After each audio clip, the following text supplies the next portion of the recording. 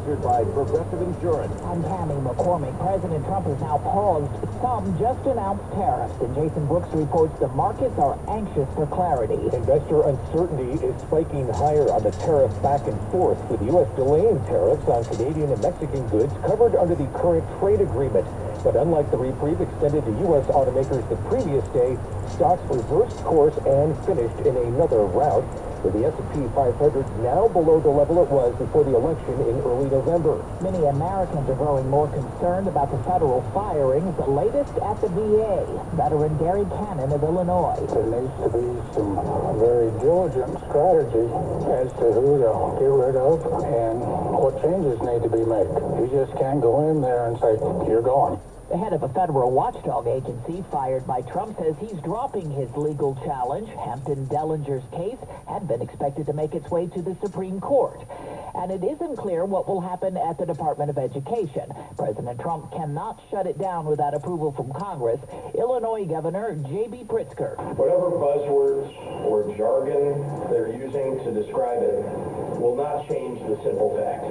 They are making deep and harsh cuts to public education that will have an immediate impact on students here in Illinois and across the nation. CBS's Nancy Cordes. As we've seen with USAID, for example, there's a lot the Trump administration can try to do to dramatically downsize these agencies without Congress being involved, and then sort of letting the chips fall where they may legally. The U.S.-Ukraine talks are back on next week in Saudi Arabia. The NATO Secretary General is hopeful. I'm cautiously optimistic that this will lead to good results.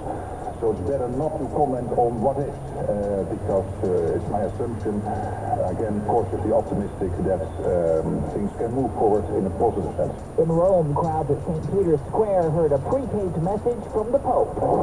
Yes.